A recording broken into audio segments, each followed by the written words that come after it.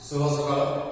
आज आम सप्तम श्रेणी इतिहास विषय मोगल साम्राज्य विषय देखा। हुमायूं शासन हुमायूं 1530 ख्रीष्टाब्द 1556 ख्रीष्टाब्द मध्य कौन कौन से काम करते से विषय जाना। 1530 ख्रीष्टाब्द हुमायूं सिंहासन आरोहण करते। 1539 ख्रीष्टाब्द चौसा हुमायूं शेर खान द्वारा परास्त होते।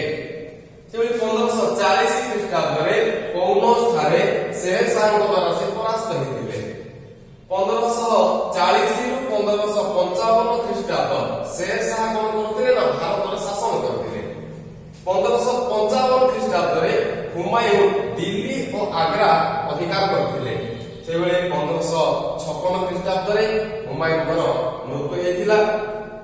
बाबर मृत्यु पर ज्येष्ठ पुत्र हुमायूं जे 1530 ख्रीष्टाब्द सिंहासन आरोहण करते। भित्तिभूमि दुर्बल थिबारु अफगान माने कोन कले दिल्ली ऊपर आखि पकेइथिले। भाई माने सम्भ्रांत और कर्मचारी माने विरुद्ध सब चक्रांत करथिले। एणु राज्य हरैबा पड़िथिला। आज एतिकी आसंता काल परवर्ती विषय